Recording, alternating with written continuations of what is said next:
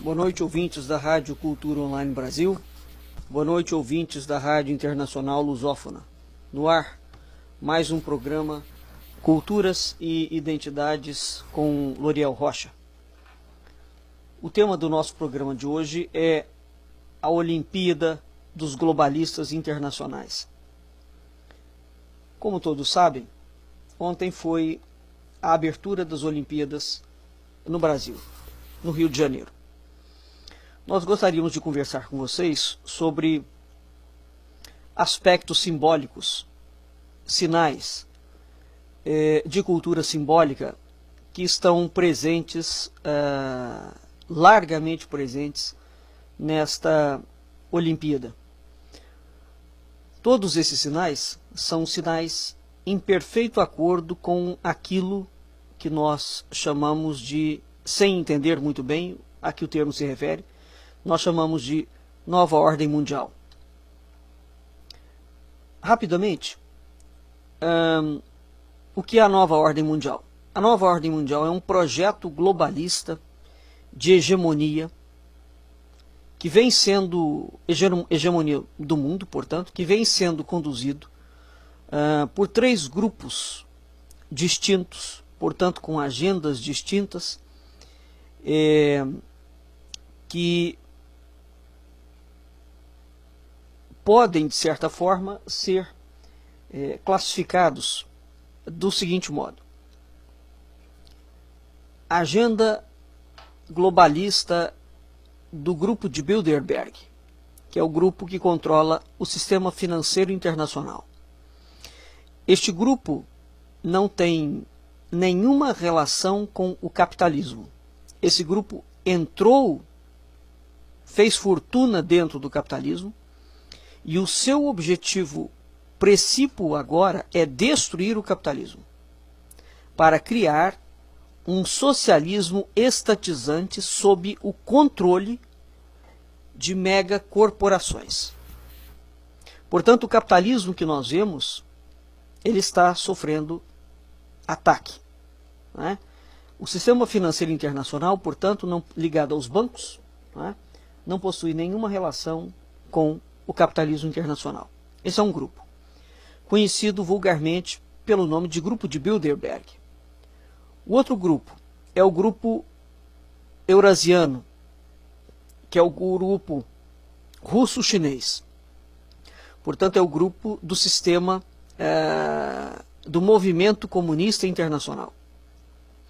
A Rússia e a China, ao contrário do que se pensa, não são países normais.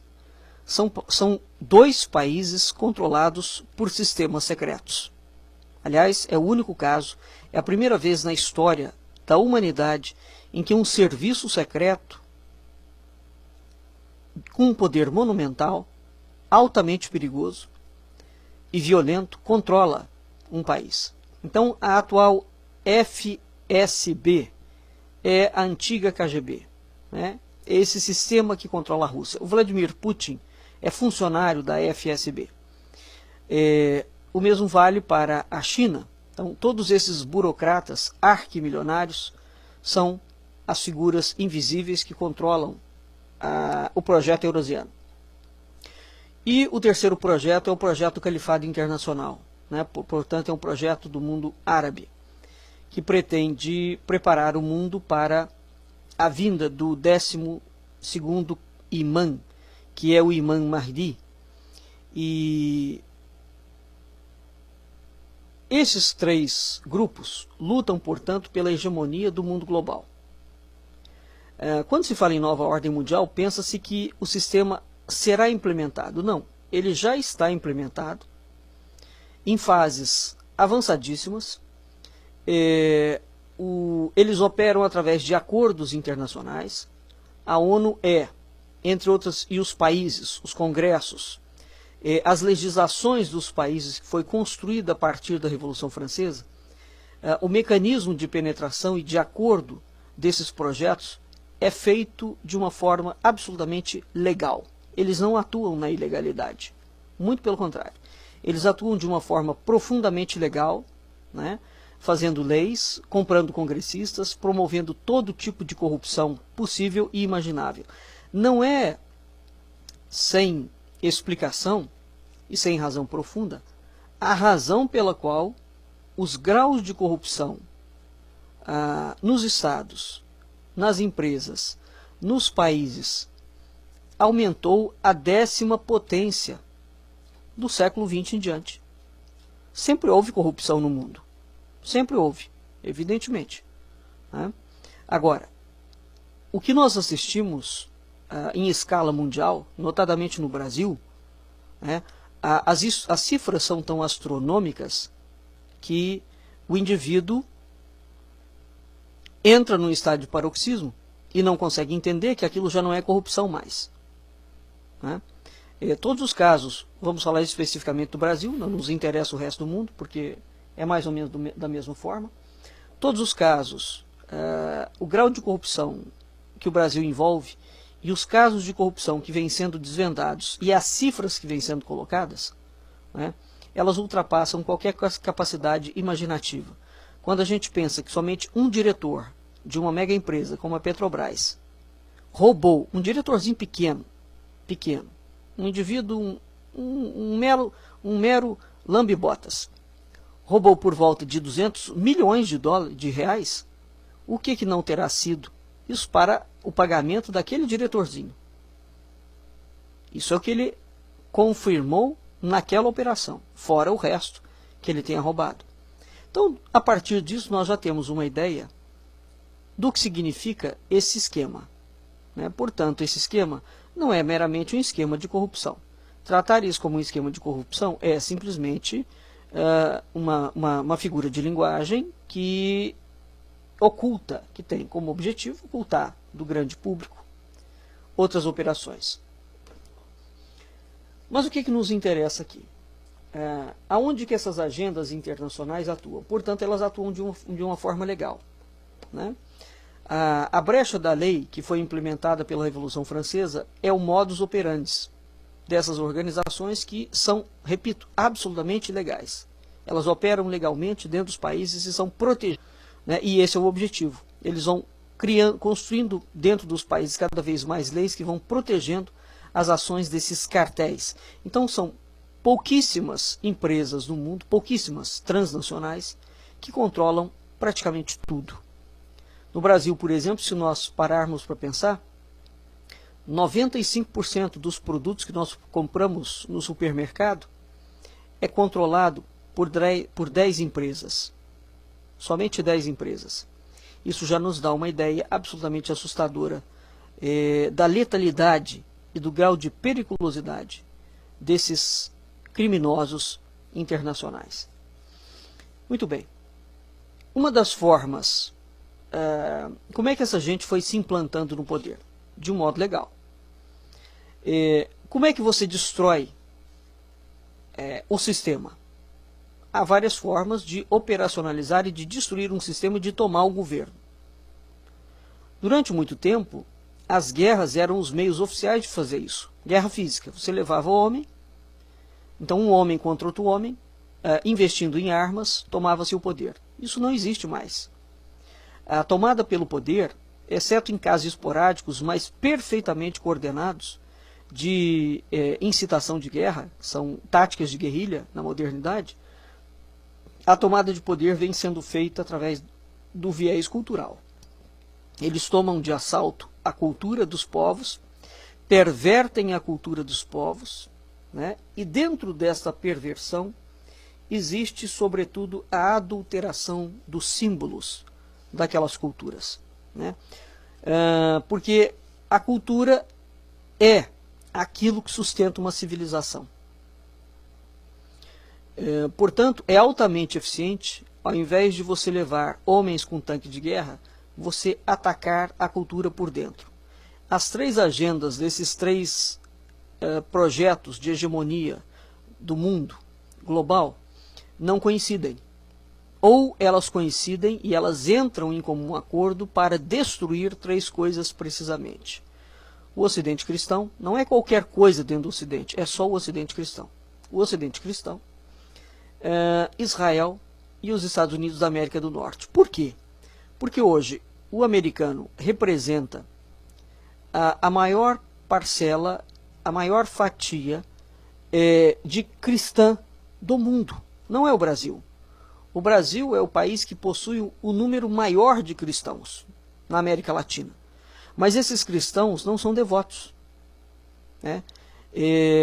Essa realidade é completamente diferente da realidade americana. Israel representa a única democracia no meio daquele oceano de ditaduras que o cerca, além de ser o representante oficial da tradição hebraica, né, do Antigo Testamento. Portanto, Israel e os Estados Unidos, em conjunto, representam aquilo que vem a configurar como sendo a cultura ocidental cristã, os repositórios dos valores religiosos, culturais, filosóficos dessas culturas.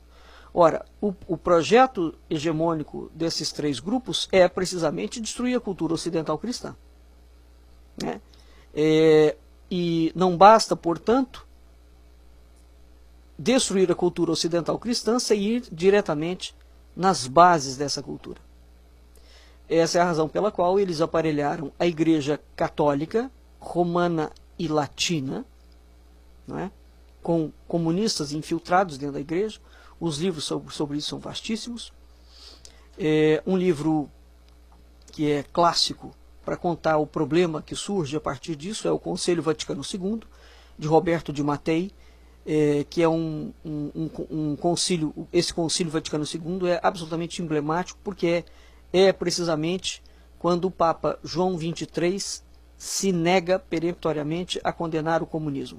E a partir daquele momento, através de um acordo chamado Pacto de Metz, que só foi descoberto muito tempo depois do Concílio Vaticano II, ficou-se sabendo do projeto macabro, né? Mas naquela altura esse projeto já havia sido denunciado e foi voto vencido pelo brasileiro, pelo altíssimo erudito brasileiro, o Dr.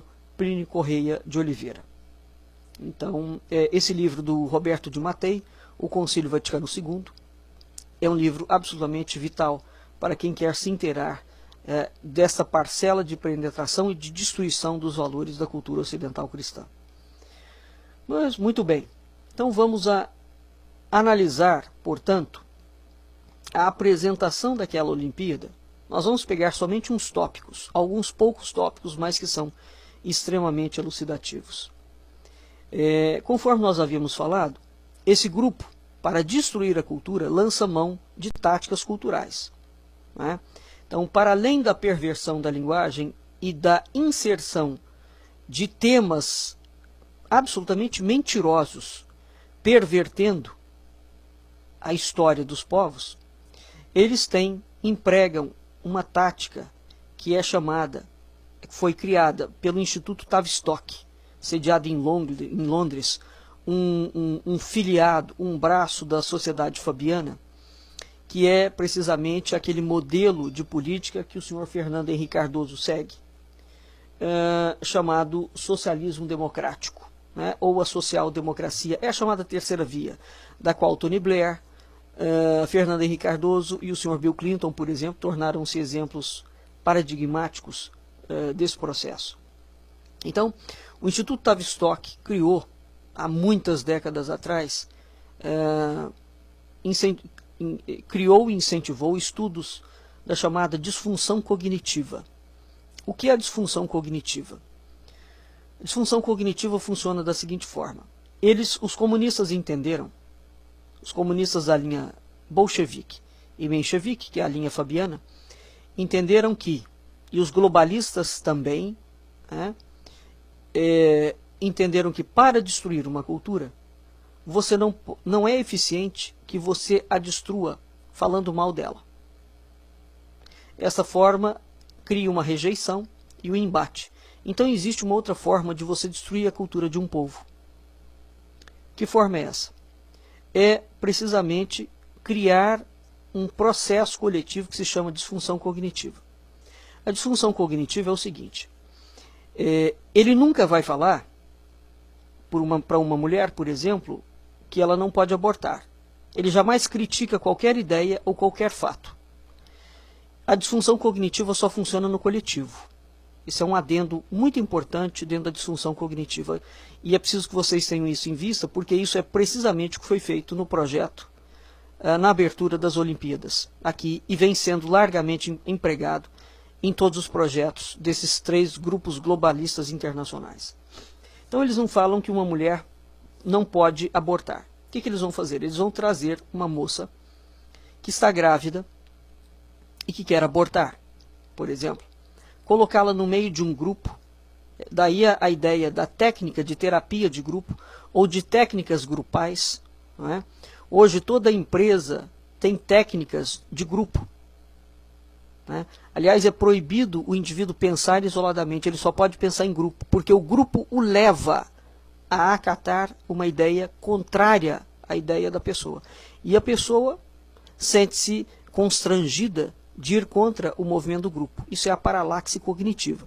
Então eles levam a moça que gostaria de abortar e começam a falar não em aborto. Você nunca toca diretamente no assunto que você deseja combater e destruir. Você toca num assunto correlato, como por exemplo, o empoderamento da mulher. A mulher tem o direito de fazer o que quiser com seu corpo. E a partir desse direito, ela pode simplesmente, de fato, criar o que ela quiser. E a família não tem o direito de impedi-la de levar a vida como ela bem entende. Muito bem, ela chega em casa, e ou o pai ou o marido, dependendo, né, ela começa a ir contra o valor familiar estabelecido. Portanto, se aquela família acha que abortar é um problema, aquela pessoa submetida a exames e provas e experimentos diários dentro de um coletivo que dá a ela um outro campo de visão, em pouco tempo ela já está totalmente adestrada, comprou a ideia e passa a ser uma árdua defensora daquela ideia. Isto é a disfunção cognitiva. Então a disfunção cognitiva é todo e qualquer processo grupal em que você submete. Essa é a razão pela qual eles vão criando cada vez mais, por exemplo, democracia social, participação social, tudo aquilo que diz respeito à construção de uma ideia de coletivo em detrimento da individualidade faz parte da agenda de Tavistock. Não é? Dito isto, vamos passar para os fenômenos simbólicos das Olimpíadas. O filósofo brasileiro Mário Ferreira dos Santos, fala que, através dos símbolos, nós transmitimos o intransmissível. O símbolo, portanto, tem uma carga simbólica. Né? O Fernando Pessoa tinha uma frase curiosíssima, que ele falava o seguinte: a verdade não pode ser transmitida à humanidade, porque a humanidade não a compreenderia. Só por símbolo, portanto, pode a verdade ser lhe dada, de sorte que, vendo o símbolo, sinta a verdade sem a compreender. Quando nós vemos a quantidade de mentiras que os 3 grupos globalistas internacionais constroem para as pessoas, nós ficamos impressionados. Como é que as pessoas não reagem diante de tantas mentiras? A razão pela qual, primeiro, além de um desconhecimento, é o efeito da paralaxe, da disfunção cognitiva. Né?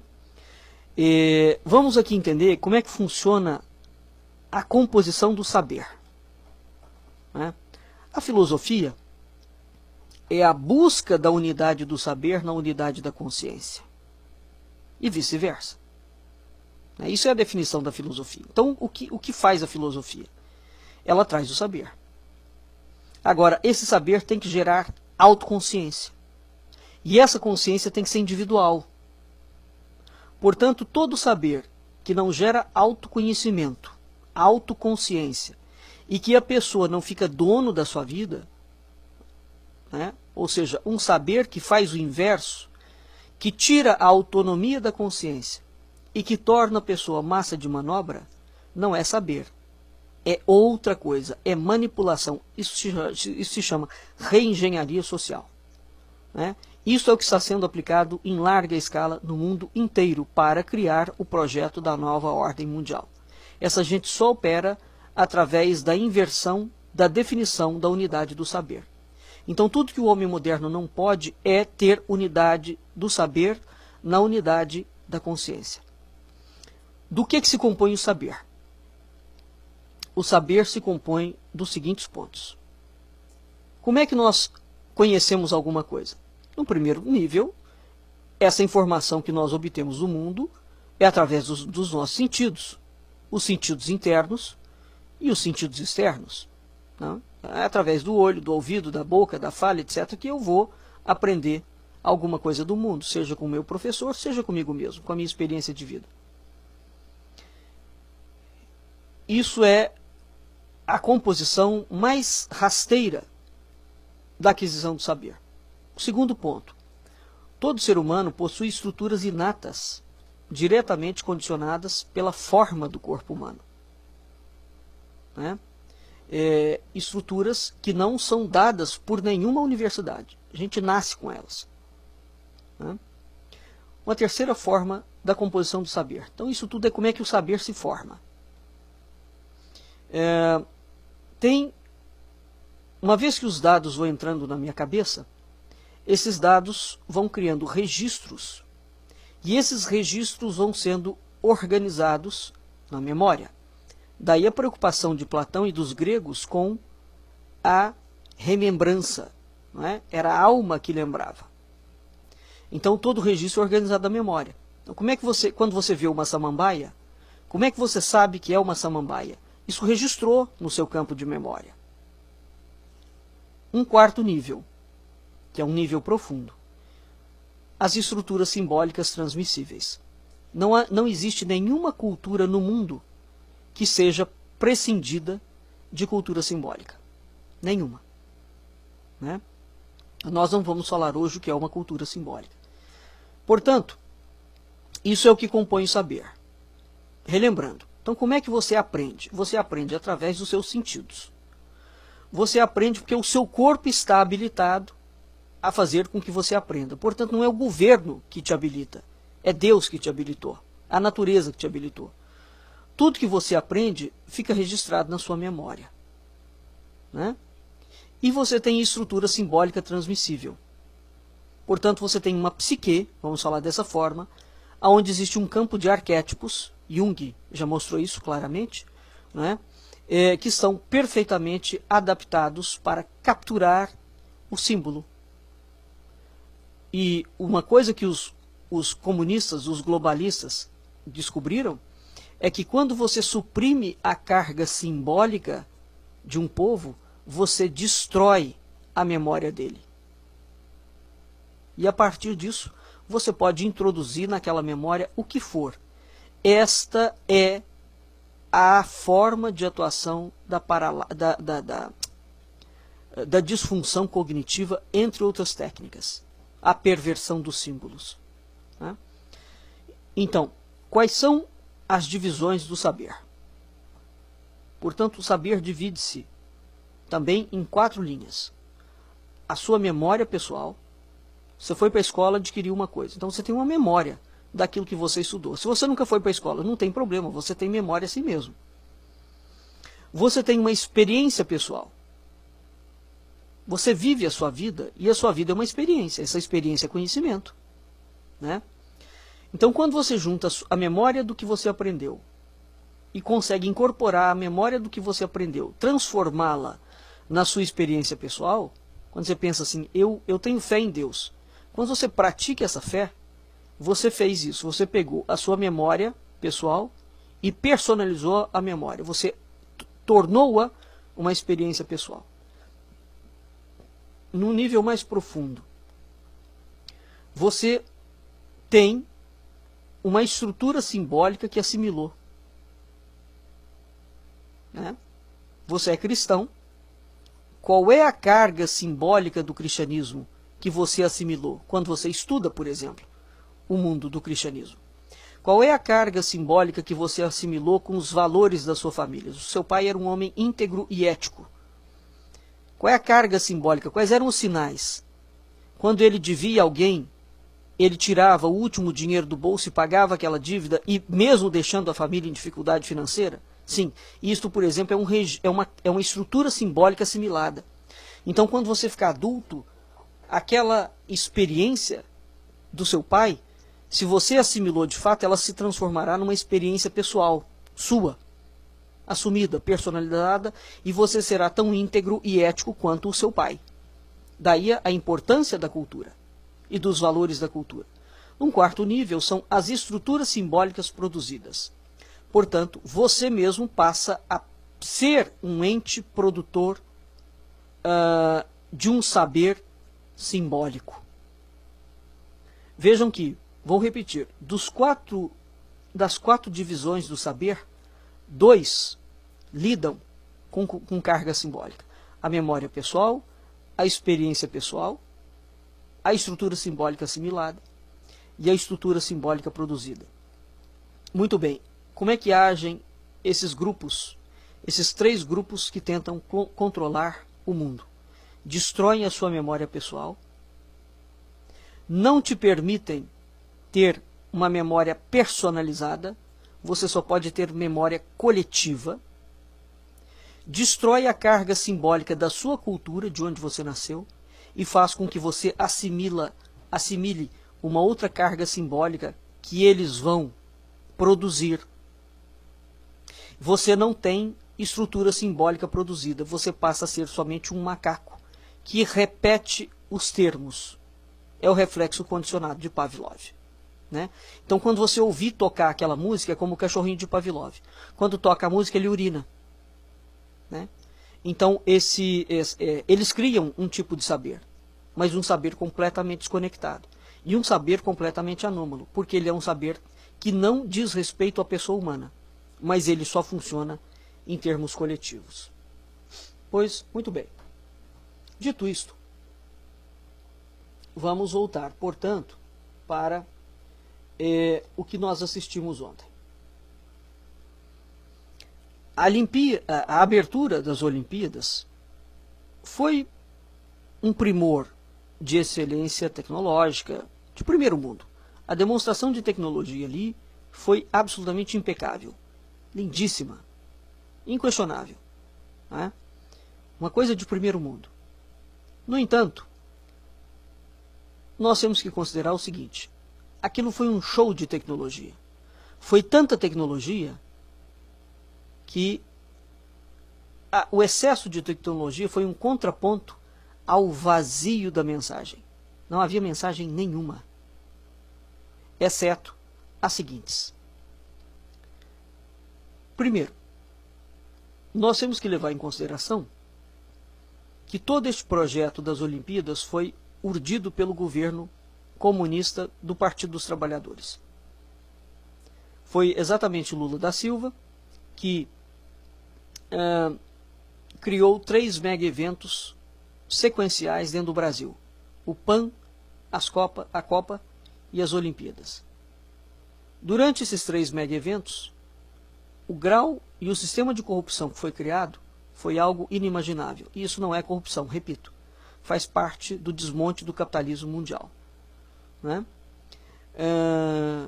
Então, essa Olimpíada, esse projeto foi montado para que Dilma Rousseff abrisse o evento. E a agenda ideológica não foi alterada, mesmo com ela estando afastada. Esse é o primeiro ponto. A ideologia globalista, comunista, islâmica, por trás da tecnologia, foi absolutamente macabra.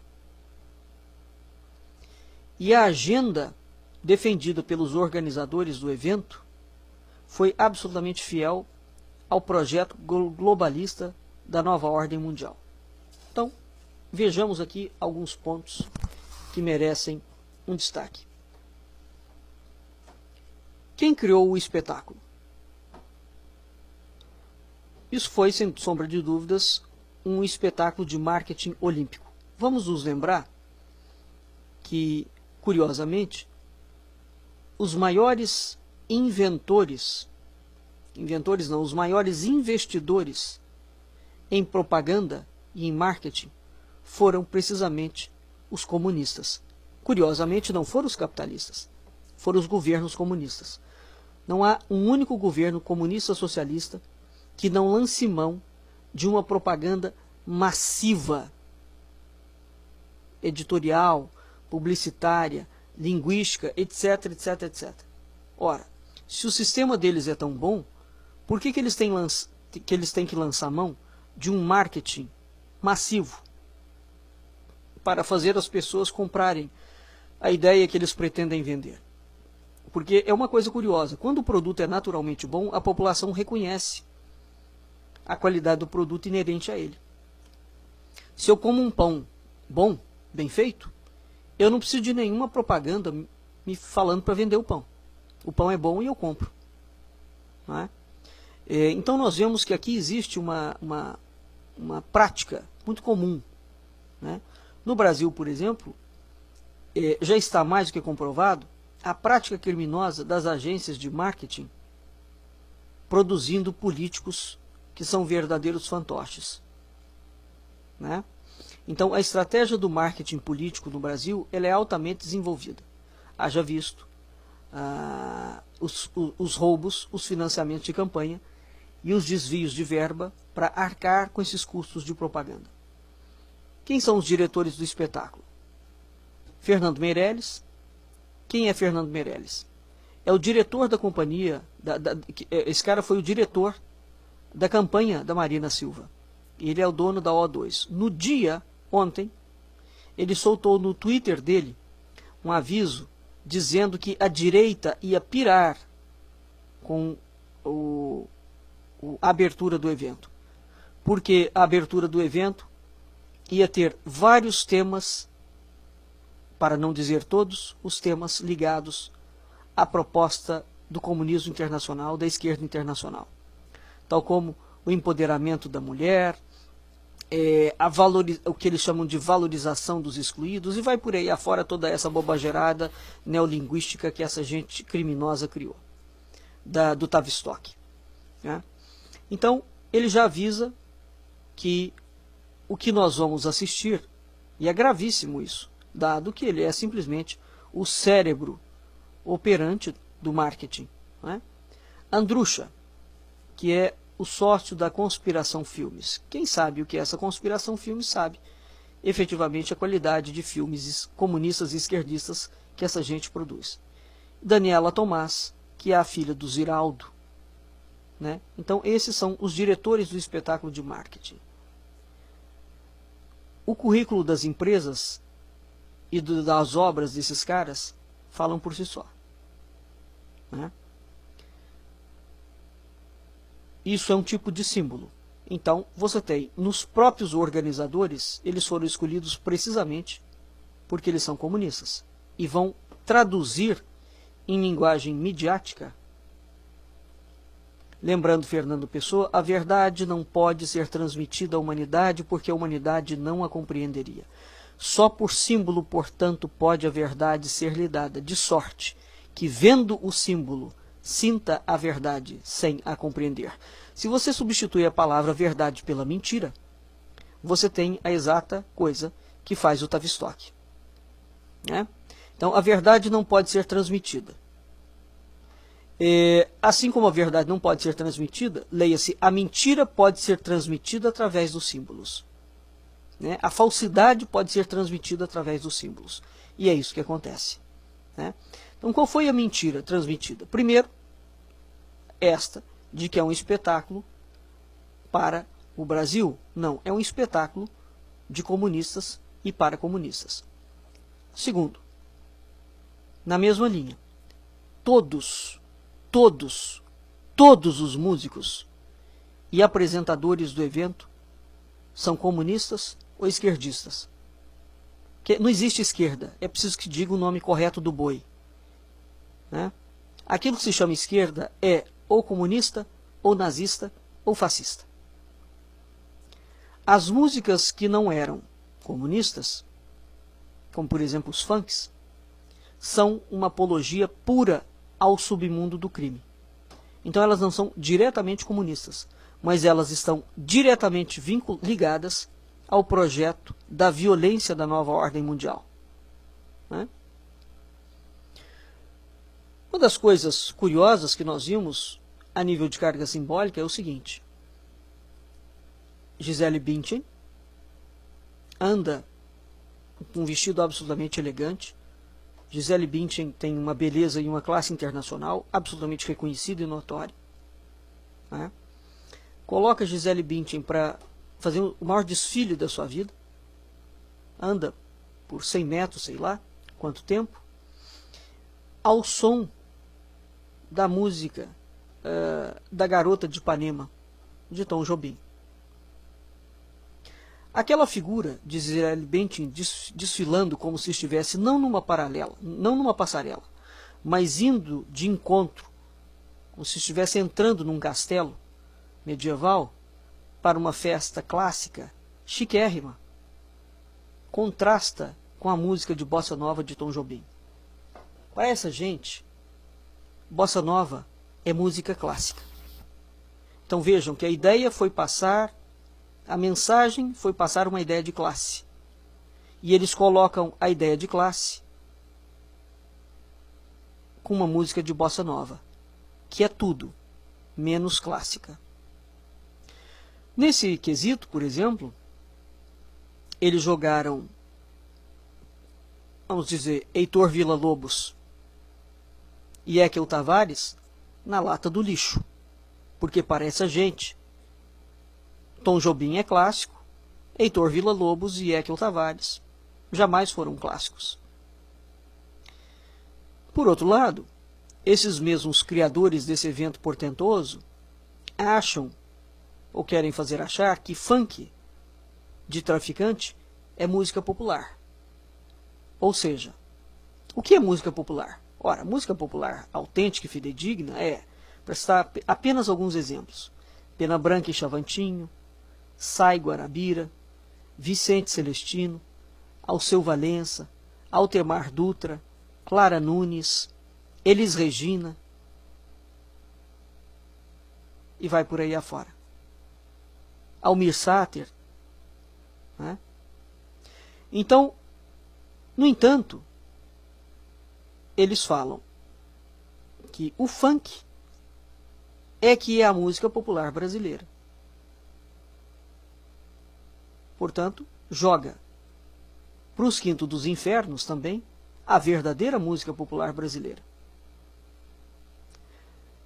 Gisele Bündchen termina aquele desfile belíssimo, né, e absolutamente elegante. Logo em seguida, desfia-se um rosário de torpitudes e aparece um outro cenário. E ela mergulha logo no caos, né? Isso sem considerar que o evento abre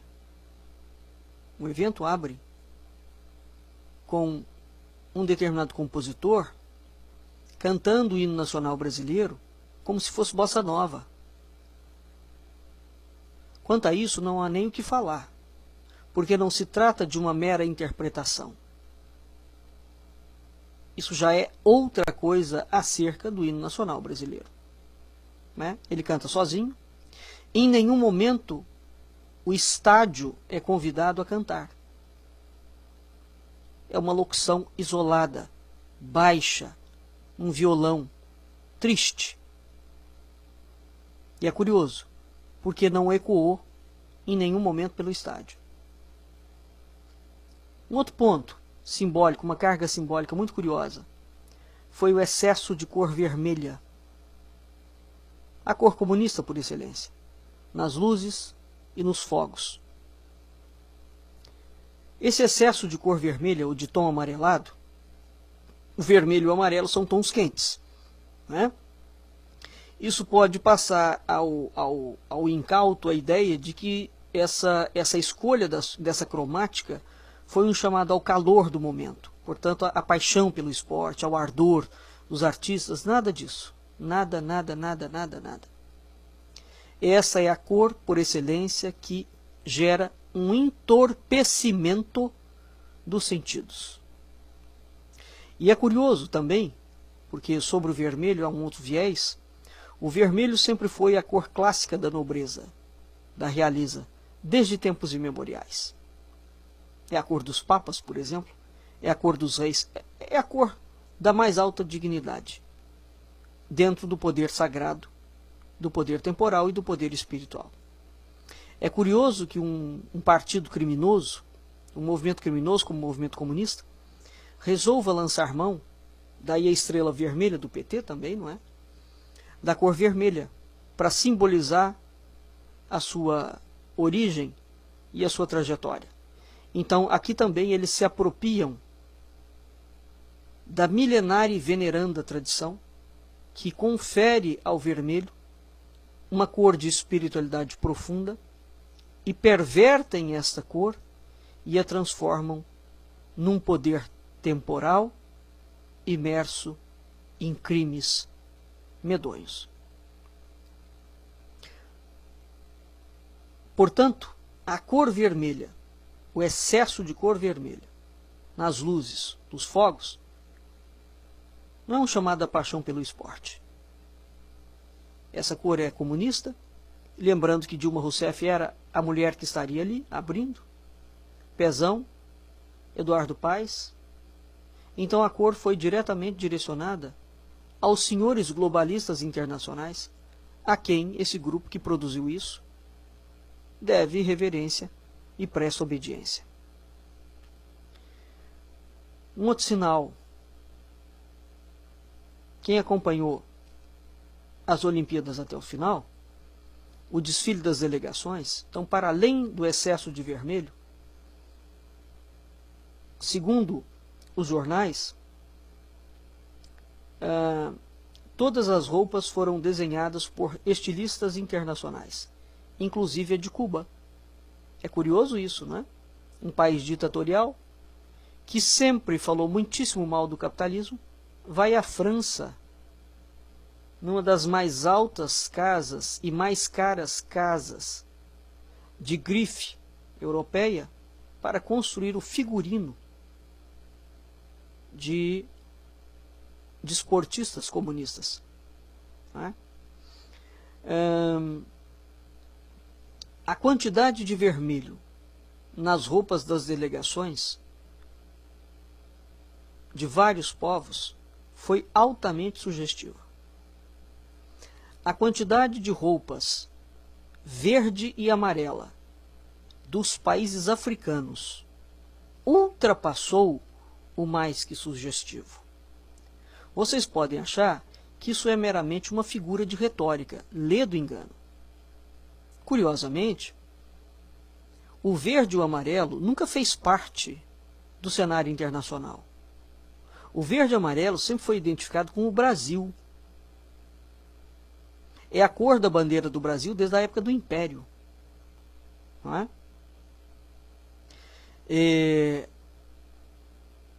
O verde e o amarelo, portanto, é identificado com a pátria brasileira. Mas como é que ele surge fazendo parte da roupa de delegação de países africanos? Não é? É curioso isso, nessa inversão dos símbolos.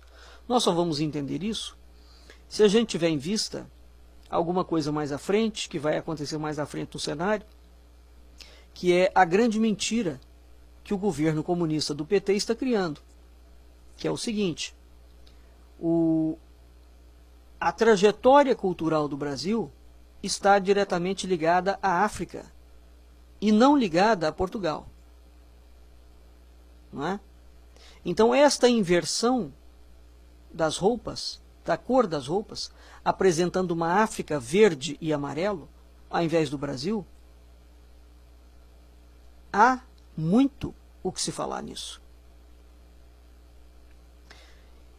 E é mais curioso ainda porque essas cores verde e amarelo praticamente inexistem na bandeira nacional desses países.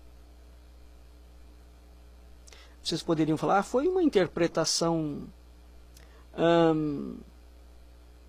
livre dos estilistas. Bom, se fosse uma interpretação livre dos estilistas, nós não encontraríamos tantos sinais encadeados, né, dentro de um único evento. Então não são interpretações. É um projeto milimetricamente traçado, coordenado, internacionalmente coordenado, para seguir precisamente uma linha única de pensamento para produzir o efeito da chamada disfunção cognitiva. Né? Se vocês observarem, já há muito tempo, a própria seleção brasileira não utiliza mais o verde e amarelo. Vem utilizando outras cores absolutamente esdrúxulas, como dizendo que aquilo também faz parte da bandeira brasileira. Né? Enfim, a roupa da delegação do Brasil, longe de ser verde e amarela, adotou um tom escuro, quase negro. Quase negro. E havia alguma coisa coloridinha ali embaixo, fazendo uma menção ridícula a um tipo de floresta tropical. Né? Só que aquele tipo de tecido, quando você vai analisar, ele lembra muito mais o desenho do tecido, aqueles desenhos das roupas da Flórida, dos aborígenes, daqueles dançarinos, do que qualquer coisa que pareça com o Brasil. É interessante que o Brasil tenha aparecido vestido de negro e que a cor negra predominante, aquela cor escuríssima, seja a cor da delegação brasileira e não o verde e amarelo. Aliás, o verde e amarelo em nenhum momento entrou nessa encenação, exceto como fato episódico e extemporâneo. Pois muito bem.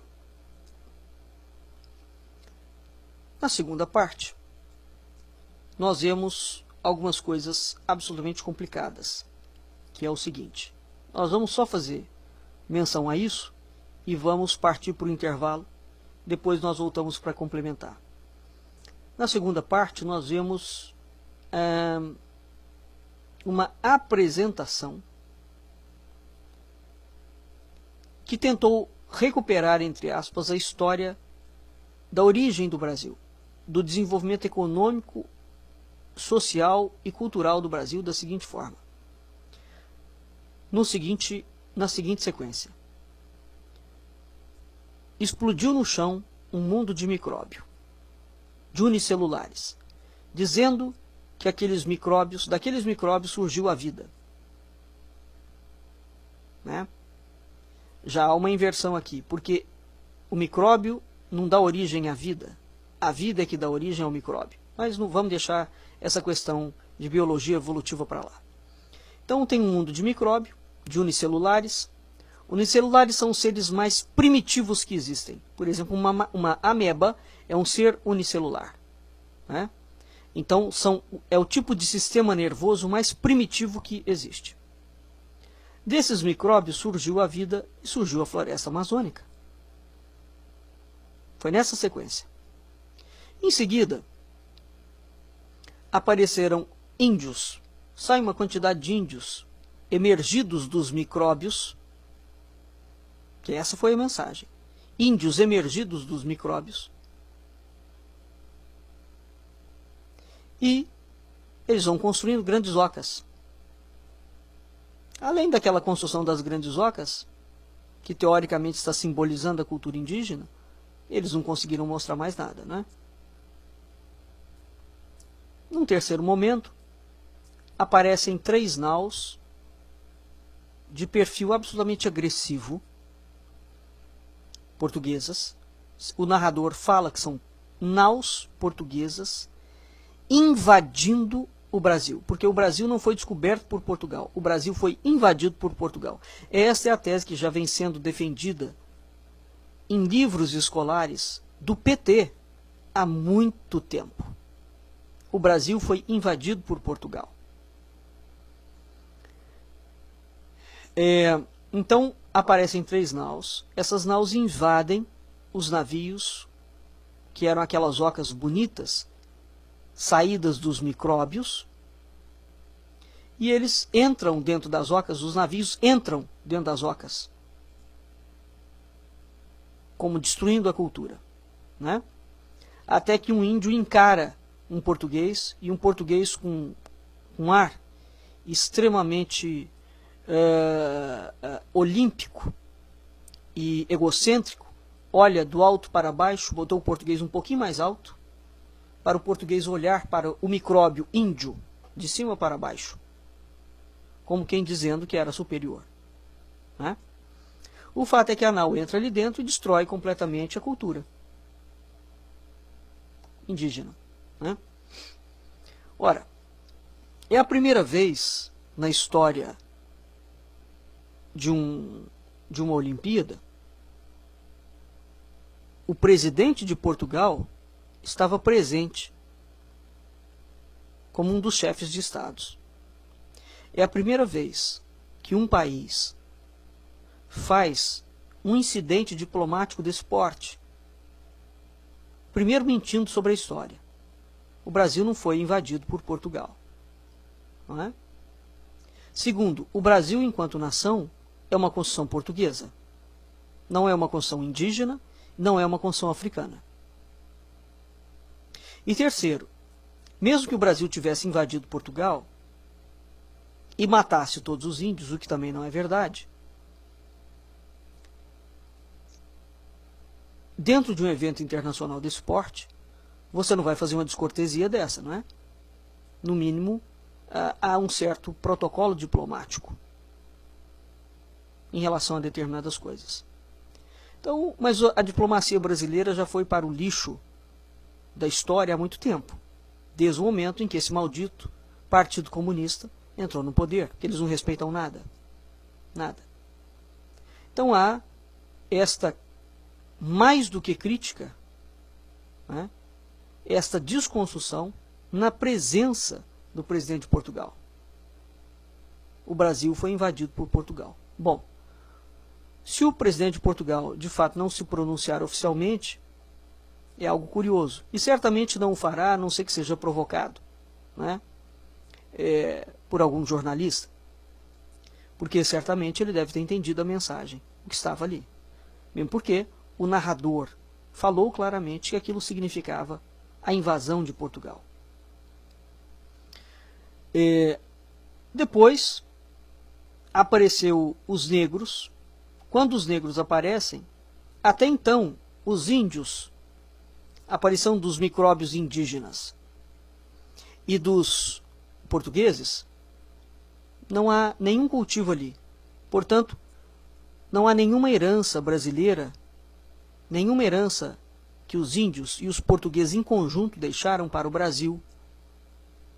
Os índios, inclusive, são tratados como menos do que micróbio, porque eles sequer foram apresentados como alguém que planta, que cuida da floresta.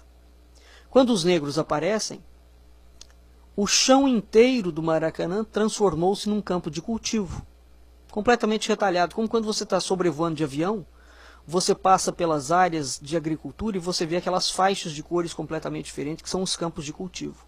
Portanto, dizem eles que deu o sinal, o símbolo ali, era que os negros transformaram o solo do Brasil, ou transformaram o Brasil em um celeiro de cultivo, dando a entender, entre outras coisas, que a agricultura brasileira é resultante de um trabalho escravo e que o braço dos negros brasileiros é que fez a riqueza da agricultura.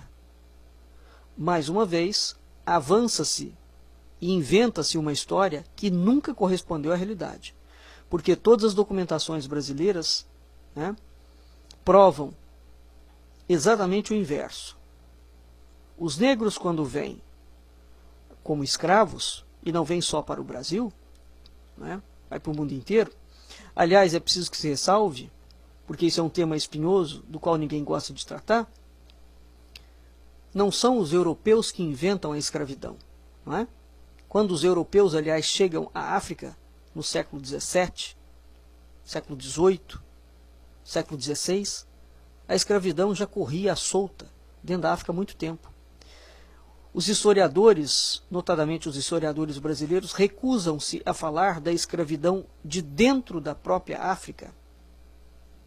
O Islã escraviza todo mundo que não é islâmico. Os judeus escravizavam, então a escravidão dentro da África sempre foi um fato histórico. Um fato. Existe a escravidão do negro sobre o negro, do islâmico sobre o negro, do islâmico sobre o branco, do negro sobre o branco, do branco sobre o negro e vai por aí afora. Mas o branco é uma figura recente na África. Quando o branco chega, já existe aquele processo que é milenar. Aliás, a escravidão é um processo que sempre existiu ao longo da história dos povos. Então, ela não é inventada pelas potências, pelas supostas potências europeias para escravizar os negros africanos. Aquele processo sempre existiu. Segundo ponto, os negros que são trazidos para o Brasil como escravos, eles vêm para atuar em áreas específicas, tais como a cana-de-açúcar, uma pequena parcela de café e uma outra parcela para um tipo de agricultura, para a mineração.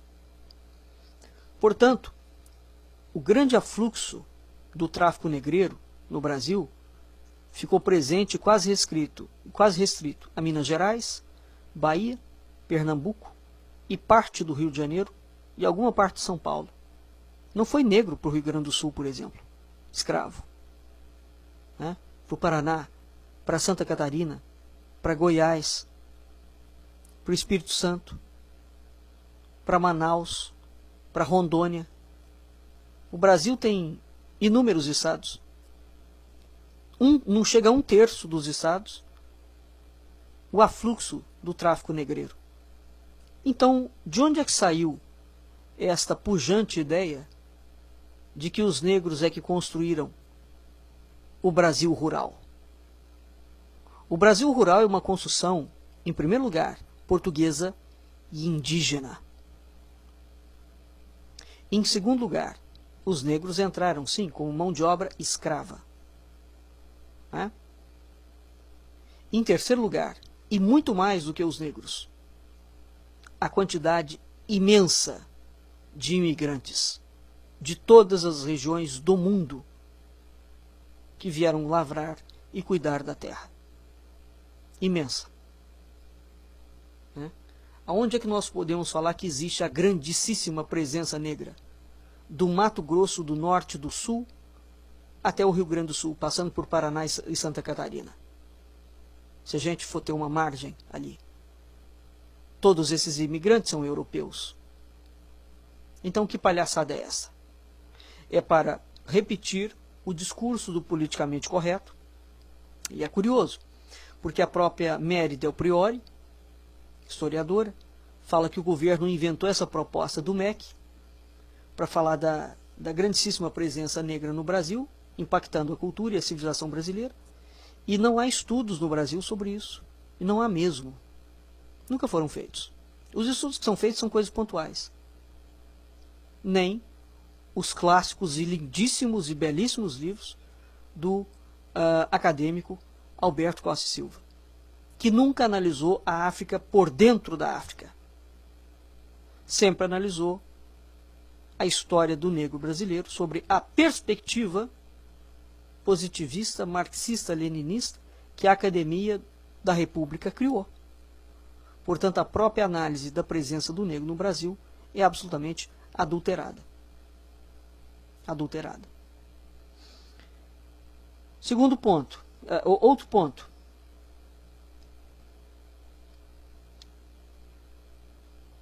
Esse foi gritante.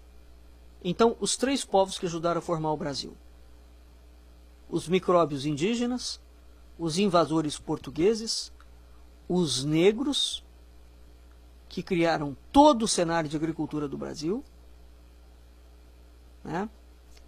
e os árabes, que eles confundem ou por ignorância ou por má fé, de uma forma absolutamente assintosa, com os libaneses. Primeiro eles chamam de árabes. A presença árabe no Brasil ajudou a construir o Brasil. Depois eles chamam esses árabes de libaneses. E depois eles falam que os japoneses ajudaram a construir o Brasil. Então, essas quatro raças, portanto, os micróbios indígenas, os portugueses, os negros, 5 raças, os árabes, que eles chamam de libaneses, ou os libaneses que eles chamam de árabes, e os japoneses foram os povos que ajudaram a construir o Brasil. Guardem isso, vamos para um intervalo e daqui a pouco nós voltamos para continuar nesse assunto. Voltando agora para a segunda parte do nosso programa Culturas e Identidades, a Olimpíada dos Globalistas Internacionais. Nós estamos analisando a presença, vamos agora trazer para vocês alguns dados que desmentem aquilo que foi colocado como os povos que ajudaram a construir o Brasil. Então a presença portuguesa e indígena é absolutamente descartada.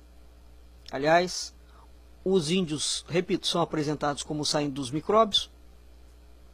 Os portugueses são aqueles invasores que destroem os índios e não fazem mais nenhum serviço ao Brasil, exceto destruir a cultura indígena. Inventam, portanto, que a grande construção brasileira é libanesa e japonesa. Porque até os índios, até os negros, a partir do momento que eles são apresentados como escravos, eles constroem alguma coisa, mas a partir da perspectiva da escravidão. Não é? De modo que o povo que vai de fato começar a colocar o Brasil nos eixos são os árabes, que eles chamam de libaneses, e depois os japoneses. Vamos verificar. A mentira é tão flagrantemente espantosa e gritante, e é assim que funciona a disfunção cognitiva, quanto maior for a mentira, tão absurda ela é, que a pessoa acha que de fato é a pessoa que está errada. Porque a mentira é tão descarada, tão cínica, tão monstruosa, que ela gera uma inversão na mentalidade daquele que está ouvindo a mentira. E fala, bom, esse cara não pode estar falando errado, sou eu que não sei de nada. Né? Muito bem. A Wikipédia não é uma fonte confiável. Até na Wikipédia, se o indivíduo quiser procurar alguma coisinha ali acerca da imigração libanesa no Brasil, ele vai encontrar. Né? E mesmo na Wikipédia, essas fontes vão desmentir. Muito bem. Eles falam que Dom Pedro II, os comentaristas, Dom Pedro II é que foi ao Líbano buscar alguns libaneses. Né? E que essa imigração libanesa teve origem, teve início, precisamente, após a visita do imperador Dom Pedro II ao Líbano. Isso é verdade, Dom Pedro foi ao Líbano, em parte é verdade, em parte é mentira. A coroa portuguesa sempre teve relação com os povos libaneses, com os povos árabes e com os povos da Palestina. Sempre. Aliás, a Ordem do Templo de Portugal notabilizou-se sempre por conta dessas relações multiculturais que tinha. A coroa portuguesa foi célebre nisto.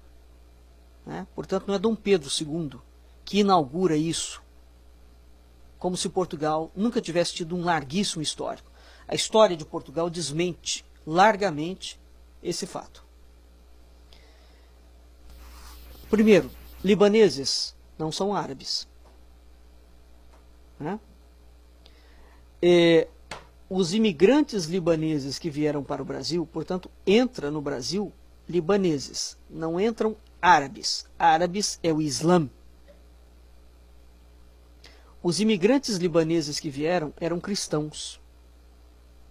E eles vieram precisamente como imigrantes, fugindo da perspectiva econômica do Líbano, que era então dominada pela política turco-otomana. Na época, portanto, no período de Dom Pedro II, o Brasil atravessava uma fase de industrialização muito pujante. Né? Os libaneses, como os judeus e como os portugueses, são exímios negociantes, né? Diferentemente dos imigrantes europeus, que sempre procuraram o Brasil e as terras como cultivo, os libaneses se fixavam nas cidades, criavam indústrias, casas de comércio, etc. Tal, né? Então, a maioria desses libaneses começou a sua vida como mascate, vendendo mercadoria. Muito desse dinheiro que eles arrecadaram no Brasil foi o pontapé para pequenos empreendimentos como confecção, loja de tecido, etc. Tal.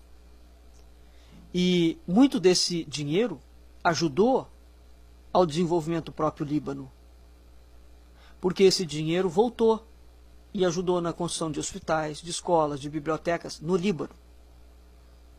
Então, o primeiro ponto, é preciso entender que essa imigração dos cristãos libaneses que viviam nas montanhas do norte do Líbano, que formavam aí uma população rural muito grande, foi exatamente originária por conta da brutalidade do alistamento militar obrigatório que o governo criminoso turco-otomano impôs aos cristãos depois de 1909. Então, o chamado Império Otomano tratava os cristãos, né, com uma brutalidade tão medonha que isso obrigou a imigração dos cristãos libaneses, né? Evidentemente que depois nós temos o início da Primeira Guerra Mundial, nós temos uma outra leva de imigração e, claro, no fim da guerra nós também temos uma outra leva de imigração. Mas, vamos aqui a um dado interessante. Foram os libaneses, ou os árabes, como eles disseram erradamente, que construíram o Brasil, não é? Vamos a alguns dados. O censo de 1876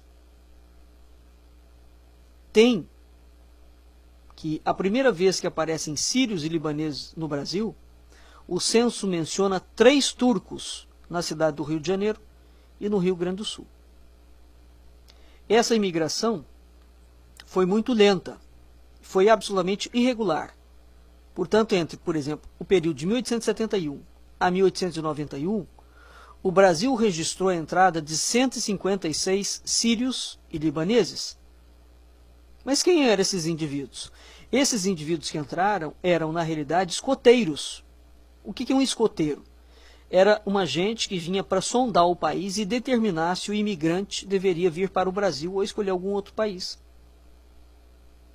Portanto, os relatos de sírios e libaneses indicam que, durante a segunda metade do século XIX e começo do século XX, o governo otomano proibiu a imigração, exceto para o Egito.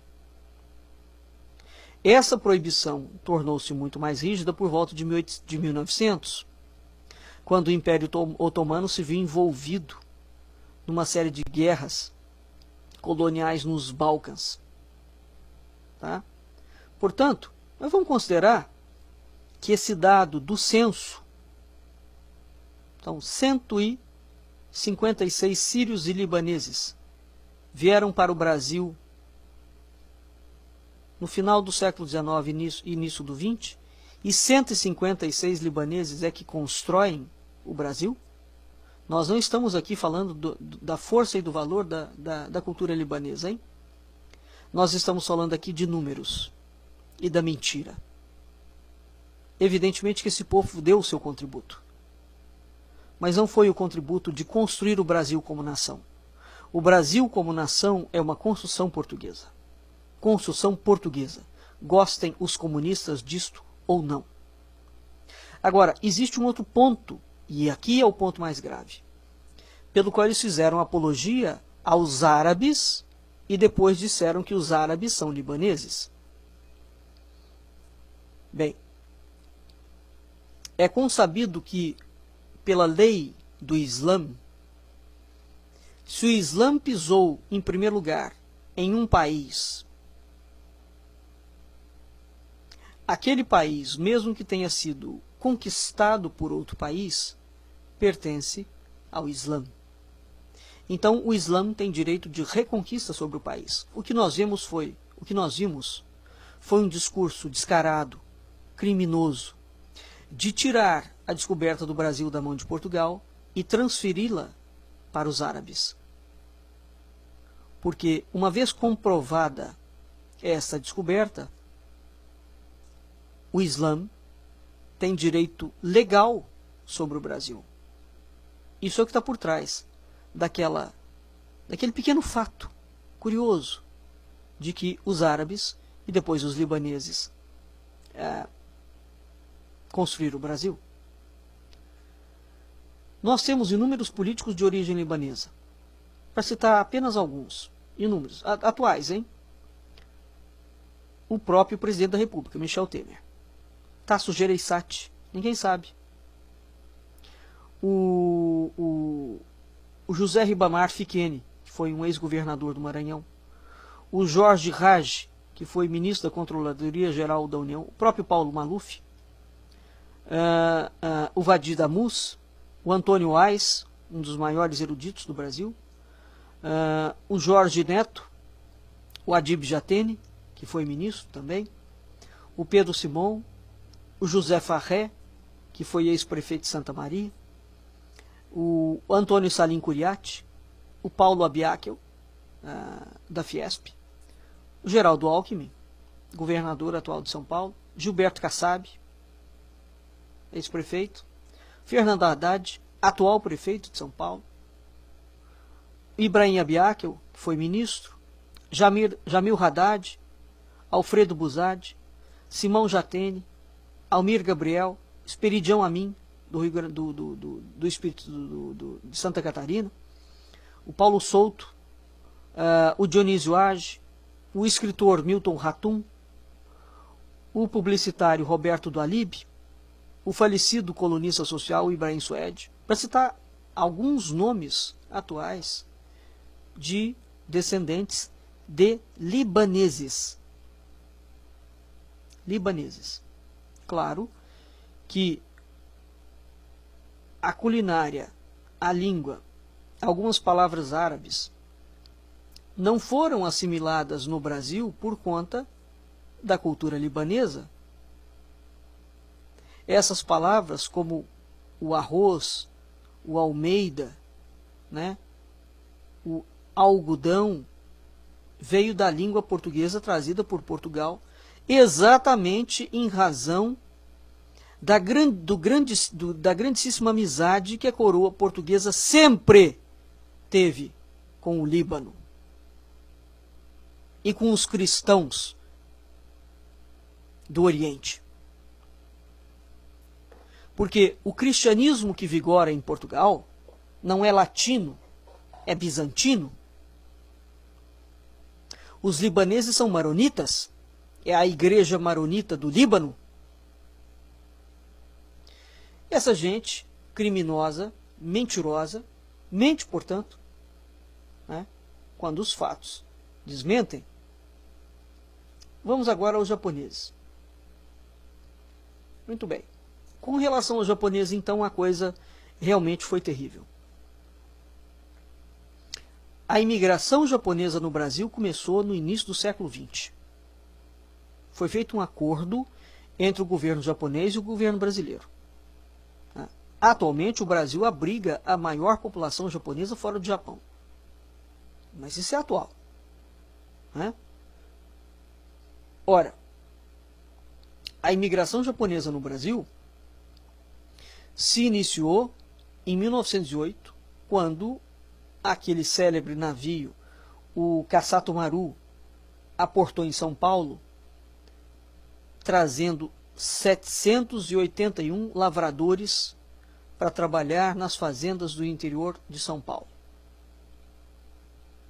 O fluxo dessa imigração vai fechar mais ou menos em 1973, com a vinda do último navio de imigração, que foi o Nippon Maru. Então, nós temos, ao longo de quase 100 anos, portanto, a vinda de 200 mil japoneses. Mas veja, no início do século XX, portanto, o Brasil já tem 400 anos de existência. entraram 781 lavradores para as fazendas do interior de São Paulo. Né? Mas existe uma curiosidade muito interessante. No início do século XX, o Japão era um país superpovoado, como é até hoje, né?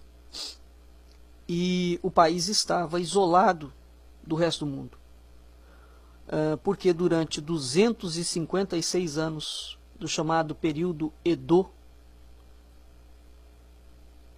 sem guerras, epidemias trazidas do exterior, o país tinha ficado isolado. O Japão produzia somente o alimento que ele consumia. Pobre, muito pobre. Qualquer escassez gerava uma fome generalizada. Com o fim do período Edo, houve uma modernização do Japão, uma abertura para o exterior durante a chamada Era Meiji. Então houve uma reforma agrária muito grande, né, uma mecanização. E nesta reformulação do próprio Japão, milhares de camponeses saíram do Japão. Saíram. A política imigratória colocada em prática naquela altura pelo governo japonês tinha por conseguinte aliviar teoricamente as tensões internas, né, que o Japão apresentava. Né? Portanto, a partir do século XIX, por volta de 1880 mais ou menos, o Japão vai incentivar a imigração de seus habitantes. E aí ele entrou em contato com outros governos. Né? Antes de virem japoneses para o Brasil, o Japão já tinha feito imigração para os Estados Unidos, principalmente para o Havaí, o Peru, o México. Né? Muito bem. Mas somente o Brasil e os Estados Unidos criaram colônias japonesas muito grandes. E hoje o Brasil é a maior colônia japonesa fora do Japão. Né? Mas existe aqui uma curiosidade interessante em relação ao Japão, que é o seguinte. O primeiro acordo comercial diplomático com o Japão, Brasil-Japão, aconteceu em 1880. Né? E o Japão abre-se para o comércio mundial em 1846. Até então, esse país não tinha nenhuma relação física ou política com o Brasil. O primeiro acordo de amizade, comércio e navegação entre o Brasil e o Japão é assinado em 5 de novembro de 1895. Né? E a assinatura desse tratado persistiu, com exceção dos anos da Segunda Guerra Mundial, persistiu e existe até hoje. Mas a política de imigração brasileira, então veja, a razão pela qual o governo japonês começa a incentivar a imigração, os argumentos são uns. Por que o Brasil está querendo imigração japonesa? O argumento é outro, é completamente diferente. O Brasil havia aberto uma política de imigração que tinha o fito não só como meio de colonizar e de desenvolver o Brasil. E essa política de imigração era diretamente controlada pela Inglaterra. Por parte daquele grupo, pela grande parte daquele grupo, que nós vamos chamar hoje do grupo de Bilderberg. São os Rothschild por trás do processo. A Inglaterra lançou um projeto de eugenia, né? Um projeto de branqueamento da raça. Muito bem. Os ingleses achavam que os portugueses tinham feito um mal terrível dentro do Brasil. Que mal era esse? O mal era dos portugueses terem cruzado com pretos, com índio, com branco, com papagaio, com periquito, com todo mundo, dando origem a esse povo miscigenado. Então, tanto os ingleses, quanto os franceses, quanto os holandeses, quanto os russos, quanto os espanhóis achavam que Portugal era um país miserável, porque os portugueses, os homens portugueses, cruzavam com qualquer mulher, casavam com qualquer mulher, aliás. E isso era algo inconcebível dentro da política de eugenia. Portanto, existe uma política de, para eles, o Brasil sendo resultado, os portugueses tendo casado com índias e negras, o Brasil era um país incivilizado e pardo, escuro. Portanto, um país de gentinha, uma sub-raça. Qual era o projeto? Criou-se uma proposta de trazer, portanto, imigrantes europeus como meio de colonizar e desenvolver o Brasil, mas, sobretudo e antes de tudo, como projeto de civilizar e de branquear o país com a população europeia. O governo inglês chega a falar que aquele projeto seria tão bem sucedido, que o Brasil em 100 anos seria completamente branco. Não restaria nenhum resquício de mulatice da porcaria que Portugal havia feito ao casar com negros e com índios. Só isto já dá uma ideia completamente diferente de como era o comportamento do português. Porque se o português casava com as índias e com as negras, e isso era criticado, por que o português é apresentado como alguém que excluía o negro e o índio? E, na verdade, não é isso em nenhum momento que nós vemos nas documentações oficiais. Muito pelo contrário, havia uma política diplomática de Portugal. Aliás, por onde Portugal passou, sempre foi assim. Os nobres portugueses, o povo português, quando chega, ele casa com o nativo, com o local, quando ele não vai com a família, evidentemente. Não é? Então, quando os japoneses entram, existe essa política que estava sendo colocada e implementada no Brasil de civilização e de branqueamento da raça do país com a população europeia. Ora, o japonês não é branco. Os belíssimos autores da Olimpíada Criminosa de ontem esqueceram de falar que a imigração de asiáticos foi praticamente proibida em 1890. E aqui eu vou ler para vocês o decreto que está, o decreto número 528, assinado pelo golpista Deodoro da Fonseca, que depois Dom Pedro II, o criminoso Marechal Deodoro da Fonseca, que aplicou o golpe da República, e pelo ministro da Agricultura Francisco Glicério, é o decreto de número 528, que determinava que a entrada de imigrantes, prestem bem atenção a isso, a entrada de imigrantes da Ásia e da África seria permitida apenas com autorização do Congresso Nacional. Onde vocês podem ler esse decreto? Ora bolas! Isso consta da própria Câmara dos Deputados. Né? É só clicar lá, decreto número 528, de 28 de junho de 1890. É a publicação original do decreto, inclusive escrito com a grafia da época. Muito bem. Eu não vou ler a introdução, vou ler o capítulo 1 da introdução de imigrantes.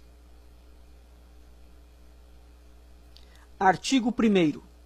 Artigo 1º.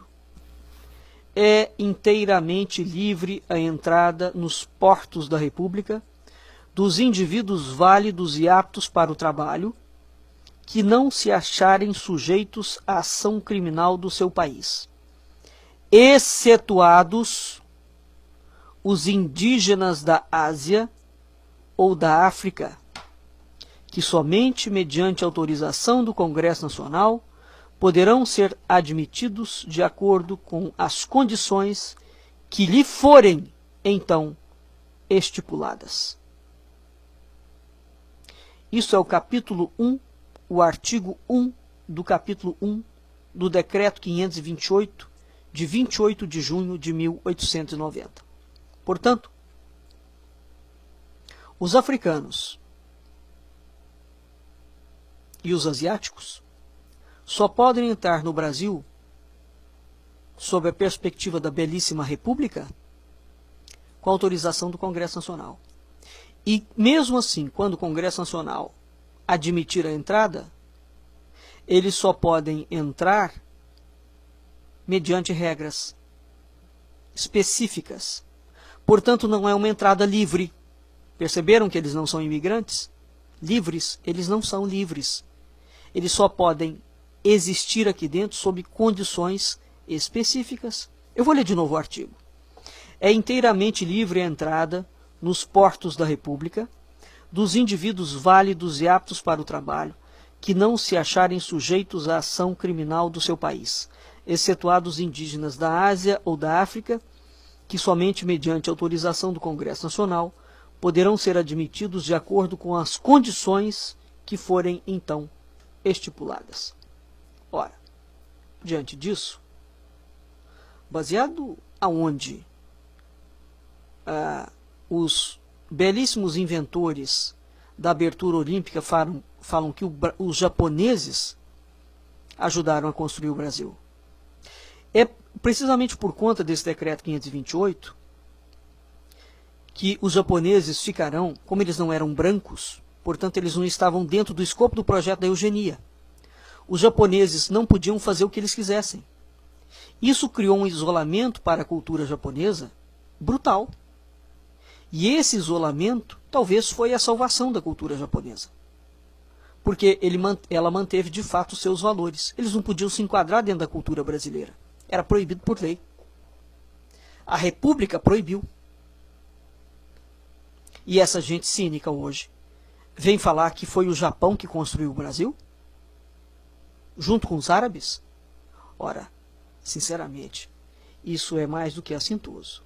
Né? Isso aí ultrapassa a fronteira do crime. Né? Bem, continuando, o que nós vamos ver? Né? Então, a gente vê que esse discurso está em perfeito acordo com a proposta que o senhor Roberto Giannini Ribeiro, Renato Giannini, aliás, ex-ministro da Cultura de Dilma, foi colocado lá precisamente para aprovar um plano nacional de educação absolutamente criminoso, que reescreve a história do Brasil e fala que o Brasil não tem nenhuma conexão com a história europeia, portanto não tem conexão com a história portuguesa, desaparece os portugueses, desaparece a língua portuguesa do currículo oficial brasileiro, né? Eles matam a Grécia, eles matam a Idade Média, e o Brasil passa a ser visto somente sob a perspectiva indígena, que eles não têm nenhuma, né? Porque não tem nenhum estudo sério sobre isso. Todos os arquivos da FUNAI são mentirosos e falaciosos, inclusive os nomes das tribos. Não são nomes de tribos autênticas, não existe nenhuma tribo tucuna, não existe nenhuma tribo tupi-guarani. Tupi-guarani é o tronco linguístico, por exemplo. Né? A sequência de crimes do Brasil contra as nações indígenas é algo realmente abissal. E a República mente descaradamente há muito tempo. E não existe nenhuma documentação séria sobre o tráfico negreiro dentro da África e dentro do Brasil, exceto informações episódicas e muito mal formuladas, e quando formuladas sempre sob a perspectiva de uma teoria marxista. Mas o projeto apresentado ontem está perfeitamente de acordo com a invenção do MEC. Né? Um outro ponto que vale considerar, que foi a farsa do discurso comprovadamente mentiroso. Comprovadamente, já se sabe que a ONU mente demais. O discurso mentiroso do aquecimento global, né, defendido pelo Partido Democrata Americano e pelos globalistas da ONU, né, que parecia o palanque da Marina Silva, que é considerada a nova voz da esquerda internacional, da esquerda nacional. Né? Então, aquilo não caiu nem muito bem, nem naquela altura da apresentação.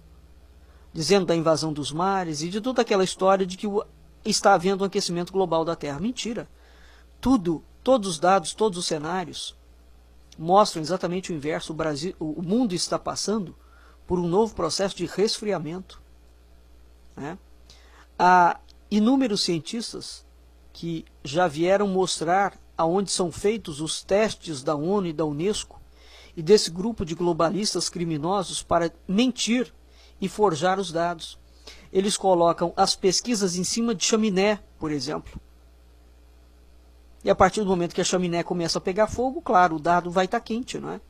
É assim que eles vão produzindo os dados de aquecimento global.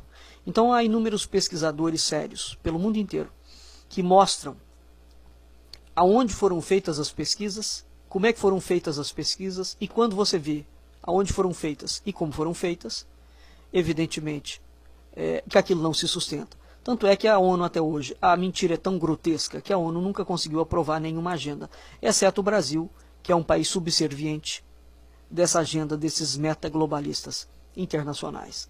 Então, vem aquela farsa, aquele discurso mentiroso. Junto com aquele discurso mentiroso, eles novamente tentam trazer Dom Pedro II à baila, com aquela encenação pífia de artistas plantando sementinhas para plantar 200 mil árvores, como se o Rio de Janeiro e as favelas no Rio de Janeiro e os ricos no Rio de Janeiro não fossem tomando conta, juntamente com o tráfico, e destruindo toda a Mata Atlântica. Não é? Então o que está destruindo a Mata Atlântica é precisamente o banditismo generalizado e a falta de controle absoluto do Estado dentro das reservas naturais do Brasil. Se hoje nós temos, dentro do Rio de Janeiro, uma floresta da Tijuca, esse reflorestamento foi feito pela coroa portuguesa. E não foi feito por Dom Pedro II, não. Quando Dom João VI chega, ele já faz essa reconstrução. Ele já faz. Sempre foi uma preocupação da coroa portuguesa, haja visto nas ordenações do reino, os avisos da coroa para não desmatar, não poluir rios e não fazer queimadas. A mentira que o Brasil tem contado sobre a coroa portuguesa é absolutamente criminosa. Absolutamente criminosa. Então, quando eles vêm com esse discurso de que aquelas sementinhas vão virar florestas, não é essa sementinha que vai virar floresta. O que vai preservar a mata do Brasil é a própria vergonha do governo brasileiro, para que ele aplique a lei em cima dele mesmo e preserve o meio ambiente. Não é? Um outro ponto que merece ser destacado. Esse ponto foi curioso. Houve aquela abertura toda. Durante a maior parte do tempo, as imagens eram projetadas no solo, não é? E ali no solo se desenvolviam algumas coisas. De um momento em diante, depois da Gisele Bündchen, aparece no fundo do Maracanã uma favela gigante, como significando o Rio de Janeiro e o Brasil, e é daquela favela que sai todo um cenário de funk, de periferia, de banditismo, como sendo isto a cara do Rio de Janeiro e do Brasil. Só que a forma como aquela favela aparece é o seguinte: quando nós estamos dentro de um navio, ou quando você está olhando para o mar, você tem uma linha de horizonte, não é? Chamado ponto óptico. Então, os indivíduos olhavam, eles reservaram uma parte do Maracanã, o fundo do Maracanã, digamos assim, exatamente para criar o efeito que em arquitetura e em história da arte chama-se de ponto óptico, para onde o olho de todo mundo vai convergir. Quando você entra dentro de uma igreja, por exemplo, o ponto óptico da igreja é o altar, é o final da igreja. Então, essa favela ficou acima da linha de horizonte, como se fosse o sol, né? Então, quando você está olhando para o mar, se você olhar para a linha de horizonte, parece que o mundo acabou ali. O mundo acabou ali, e quando o mundo acaba, o seu olho sobe, sua visão desloca-se naturalmente para o alto, e você vai olhar para o sol. Foi este precisamente o cenário que eles construíram lá. Você tem uma linha de horizonte, a linha de horizonte termina na favela, com todos os funks, as periferias, os banditismos, tudo. E a favela branquinha, todo mundo de roupa branquinha, né, dando uma ideia, um ar de pureza, de limpeza, contrastando com o crime, com a violência, né, com a vileza, com a patifaria, com o banditismo que assola o submundo brasileiro. Né? Porque, inclusive, favela é uma palavra que é proibida, chama-se de comunidade, exatamente porque os políticos não querem falar que a favela é a favela. A favela é o lugar do crime, é o lugar do bandido, é o lugar do traficante. Mas para fazer bonito, ou criar o politicamente correto, eles criaram a palavra comunidade. Não tem comunidade nenhuma, é favela mesmo. No sentido da total desassistência do governo em relação à população pobre. Então, dentro dessa linha de horizonte, havia uma imagem luminosa que fazia uma espécie de semisfera por trás da favela. Aquela imagem lembra muito aquele museu em Curitiba, que parece um olho, do Oscar Niemeyer, comunista notório. Aliás, várias imagens ali no chão eram imagens que imitavam os contornos sinuosos das obras de Niemeyer, que só é considerado um grande arquiteto, que é comunista. E essa é a razão pela qual fez o sucesso que fez, a obra desse indivíduo. Então, a linha de horizonte do Maracanã tinha como cenário celeste a favela, o funk, a periferia, o banditismo. No chão, no resto do cenário do evento, ficava sempre abaixo da linha de horizonte, portanto do ponto óptico, ficava sempre uma sequência de imagens em transformação, cenários que mudavam, transformações que se operavam rapidamente. Em contraste com essas operações e essa mudança rápida do solo, estava acima da linha do horizonte a favela, o funk, a periferia e o banditismo, pairando como se fosse um Olimpo grego. Enquanto embaixo, no chão, na várzea, no limbo, as operações as mutações se processavam, a favela tinha um cenário maravilhosamente estático, imutável, como se fosse algo eterno, um campo de deuses. Realmente eles expressaram muito bem esse Brasil. Esse é o Brasil atual. Esse é o Brasil da República. Esse é o Brasil criado pelo Marechal Deodoro da Fonseca, mesmo. É o Brasil golpista, é o Brasil criminoso, é o Brasil em que os piores tipos dominam, como deuses olímpicos, o povo que mantém afogado na lama, na miséria, na incultura. Porque a partir do momento que o povo tiver cultura, tiver carga simbólica, efetiva e verdadeira, esse Olimpo de crimes será destronado. Então eles representaram aqui muito bem, mesmo, o Brasil republicano. O Brasil composto por esses crimes. Um outro ponto curioso para encerrar é o seguinte. Hoje, o brilhante crítico literário, aliás, o único crítico literário que tem nesse país, Rodrigo Gurgel, falou que achou muito interessante, abrindo cada delegação, tinha um rapazinho com um tipo de uma bicicleta, pedalando.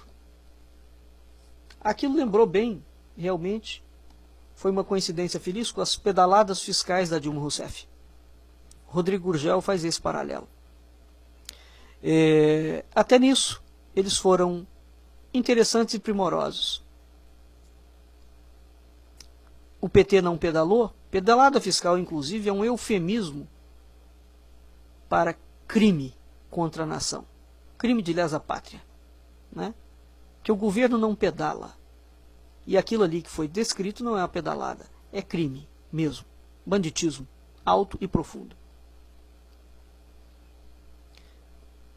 E assim, para cada delegação, a delegação vem aberta, vem sendo conduzida por um indivíduo que parecia que estava no Circo de Soleil,